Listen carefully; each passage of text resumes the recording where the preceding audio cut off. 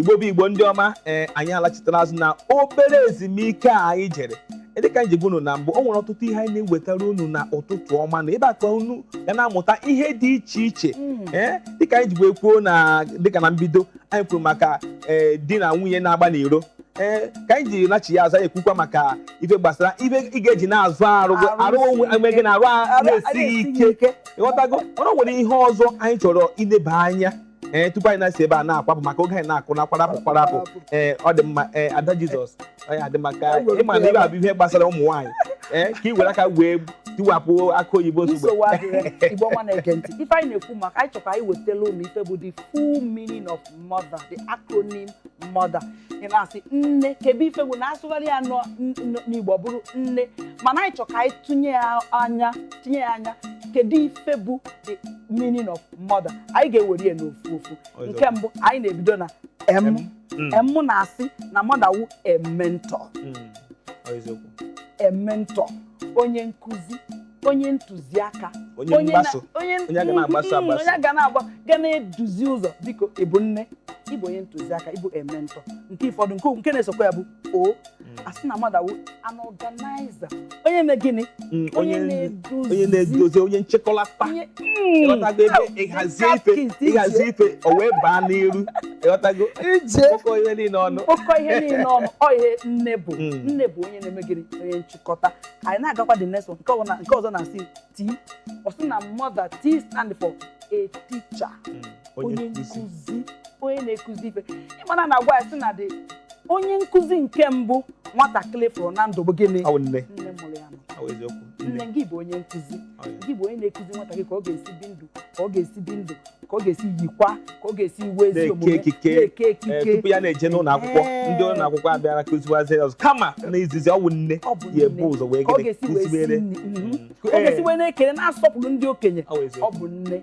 Nke ọzọ bụkwa H. Asị na H bụ helper, the catechist. Ịma nke a na-amasị m bụ ha na nke anọ, nke a na-atọ m tọgbuo m maka na ọtụtụ ụmụ nwaanyị anakwa enye aka. Ọtago maka asị na dịka Chukwu ji wee kee nwaanyị, Chukwu kere nwaanyị asị na nwaanyị na ọ bụ onye enyemaka nyere nwoke. Ya bụ gị bụ nwaanyị, ebe ọ bụla ị nọ, ka m gwa gị eziokwu, ihe bụ onye enyemaka.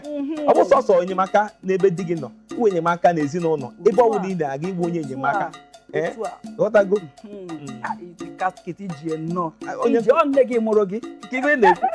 Nke ọzọ anyị na-enekwa anya bụ I. Ọ sị na nke a bụ encourager. Tikatịkịtị ikwu ya ọnụ, encourager. Ịma na a na-ekwu okwu na mmadụ wo an encourager. Ịghọtago? Ya bụ onye na-emegele, onye na-ada agba ume, agba mmadụ ume.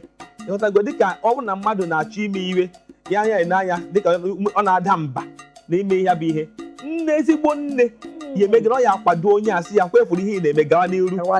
Abịa ọ ga na-etinye ya n'ekpere.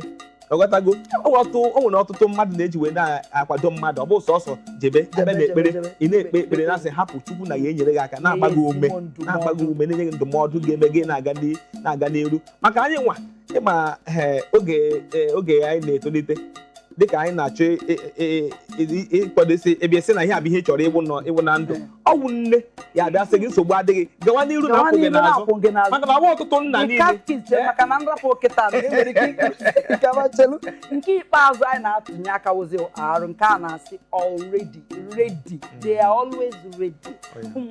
Nne na-adị mgbe niile ome gịnị dịka ikwu ọ na-akwado ha. Ihe ọbụla ị ga-eme, ọ ga-asị gị gịnị na ekwu gịnị n'azụ. Ọkwa ezigbo ife.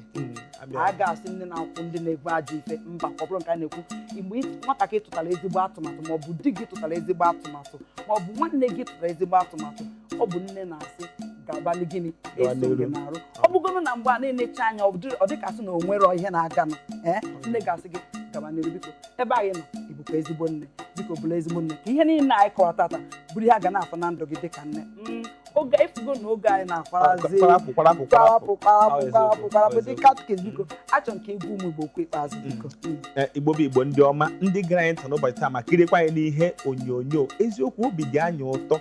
Anyị na-ayọ obi iko ndị abịa na-akwadoro anyị n'izu ụka ọbụla, izu ụka niile, olu na-akwado anyị, na-ahụ na ihe niile anyị na-eme n'isi mbido telivishọn. Maka na telivishọn na-awụ nke anyị nwa, ọ bụrụ ke ndị ọzọ, ọ bụrụ ke ndị ofe mmanụ, ọ bụrụ ke ndị ugwu, ọ bụ ke ndị Igbo.